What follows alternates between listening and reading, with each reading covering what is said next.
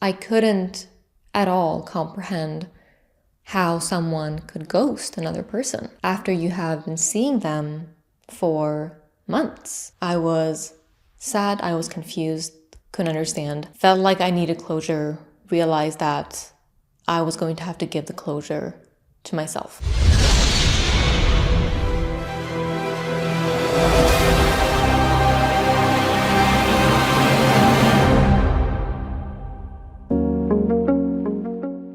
Welcome to Manosphere Highlights Daily. This is not a diss video. I repeat, this is not a diss video. Shout out to Lana Blakely. She's a great content creator, great storyteller, and in this video, she tells her story about the time she got ghosted. That's one of the strengths of her channel, her transparency, because she knows sharing her own true experiences could help many people. Make sure you check out her channel. The link to the full video is in the description. Lana Blakely, salute! I'm going to give you full honesty because I think that can be helpful. So, I'll take it. In this video, she provides essential information that all men should know when it comes to dating modern women in modern society and understanding female attraction towards men. But to understand the full depth of her message, you have to read between the lines. You have to look below the tip of the iceberg to discover the subtleties she hints at and leaves unsaid. That's what we're going to do in this video. We're going to dissect the nuances of her experience and unravel the intricate dance of female attraction and behavior. We will dive into the unconscious motivations that fuel her continued interest despite recognizing the red flags. We'll focus on 3 key points and we'll reveal them as the video progresses. Let's talk about it. We men ain't we? Yeah. We men ain't we? Yeah. So let's go back to the day when I met this guy. We met online, we chatted for a bit, and then we met up. When we met up, it was an instant spark. I immediately knew that I was going to be romantically interested in this person if we were to continue seeing each other. Key point number 1. She already knew. What's the reason she was immediately aware of her attraction to this man? It starts right here. We met online, we chatted for a bit. She met him online, and we all know that according to research, women only find 20 to 10% of men attractive on dating apps. This is not a coincidence.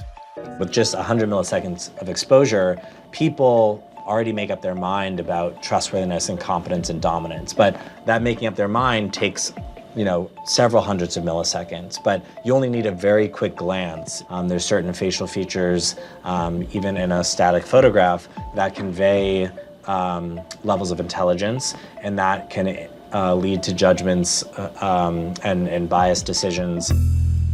John Freeman is looking at what happens in our brain after a short glance at someone's face. His theory, many of these instantaneous decisions are based on learned stereotypes. So this man immediately triggered a reaction, a feeling of attraction just based on his photos. This attraction leads to her wanting to date him. Let's take it a step further. Dates. We kept seeing each other. We did not have any conversations really about where we were standing in terms of our relationship, if there was a label. We just kept seeing each other. Again, went on numerous dates. But then I started feeling like, okay, I am starting to really be into this guy romantically. And we still have not had the conversation of, are we seeing other people? Should we be exclusive? What's really going on here? And at the time, as I mentioned, I was a bit younger, and so I wasn't as confident as I am today in sort of asking those questions. I was still, unfortunately, very much in that mindset of not wanting to scare someone off, being afraid of being too much, being scared of losing this person. And so I held back on the questions that I actually really wanted answers to, and I kept seeing him. Key point number 2. Knowing what's going on here is a double-edged sword. Lana explains that even though she didn't know where she stood at the time, she kept seeing him. That's not a coincidence, guys. The state of emotional confusion is a prerequisite for successful seduction. This is explained in the 48 Laws of Power. Law number 3, conceal your intentions.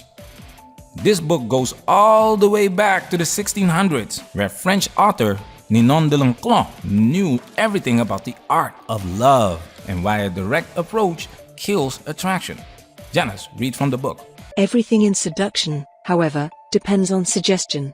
You cannot announce your intentions or reveal them directly in words. Instead, you must throw your targets off the scent. To surrender to your guidance, they must be appropriately confused. You have to scramble your signals to appear interested in another man or woman, the decoy, then hint at being interested in the target, then feign indifference, on and on. Such patterns not only confuse, they excite.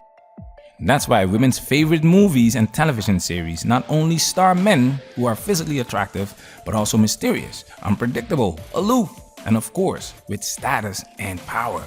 The seduction game keeps women coming back. So even if a woman were to say she wants a man to be honest and let her know his intentions from the start, her reaction to this direct approach may turn her off and lose her attraction for him. Don't listen to what women say they want, but focus on what they respond to. Let's continue. Now here is where I will admit.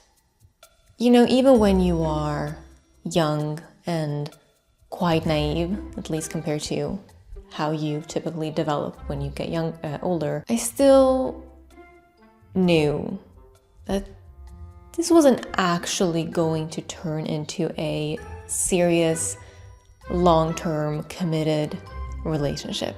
And now why? Why did I know that? Well, firstly, and this answer is going to suck, you just kind of know from how a person speaks, from what they say, from how they talk about their future, from their mannerism, from the communication style. All of these things build up the impression that you get from a person in terms of kind of where they are in life, what they seem to be looking for. So I did very much get the impression that this was not going to exactly lead somewhere serious. And now you might think, so why did you keep seeing him? Exactly. Why does she keep seeing him? Key number 3, she knows it's not gonna work, but continues to date him. Now, before we're going to let her explain why she keeps seeing him, I want you to understand why we don't feel sorry for women when they end up brokenhearted, when they end up being a single mom, when they cry after hitting the wall and become invisible to men, etc., etc. You just heard the foundation of men not giving a F. A lot of women know exactly what kind of men they are dealing with. And if they don't, it's their responsibility to figure this out. That's what the dates are for. It's to get to know each other better. That's why a coffee date is a great choice for a first date. Nowadays, women are more concerned about flexing for Instagram and how much money a man is spending on this date. And they wonder why relationships don't last and why people are lonelier than ever. In the past, fathers used to pick their daughters' husbands. And they did it to prevent what women are doing in modern society, which is perpetuating this hookup culture. Women make emotional decisions. And with that said, we're gonna let her explain why she kept seeing him.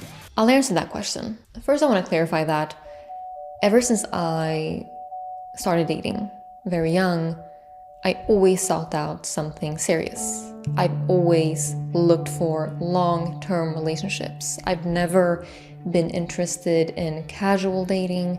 I've never been interested in short-term dating. My intention for going into something has always been the long term, or for the long run. With that being said, I did sort of push those feelings aside slightly because being with this person felt so good. And because, again, I will blame this on the naivety of youth, I did still have a tiny bit of hope that maybe I was wrong. Maybe we could actually lead to something serious and something long-term. Because who knows?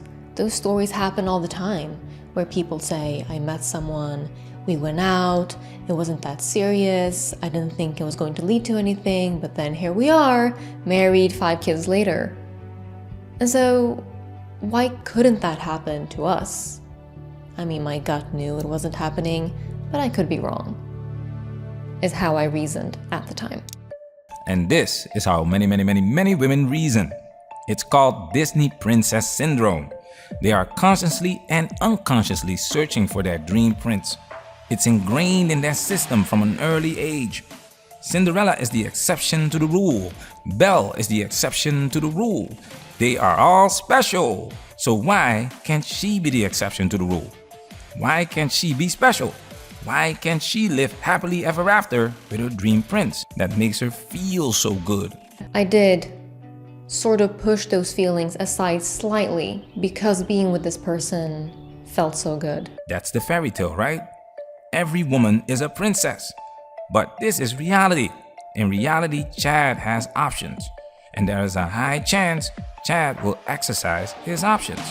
I guess red flag that I saw was that he would sometimes get calls or messages from girls that I didn't know. And again, at the time, being younger, being more insecure and not as confident, I would never ask. I would just ignore and kind of talk myself into just trusting that. It comes with the territory. This is why women need their fathers to make decisions for them, especially when they are inexperienced. But that's oppression. It's patriarchy. Patriarchy is evil. Fine. But if women are going to make their own decisions, the responsibility is theirs. And we do not have to feel sorry for them when they mess up. Now can I get a drizzle drizzle? Drizzle, drizzle. Drizzle, drizzle. Drizzle, drizzle. Manosphere, we working. Protect yourself at all times. This video has officially been highlighted.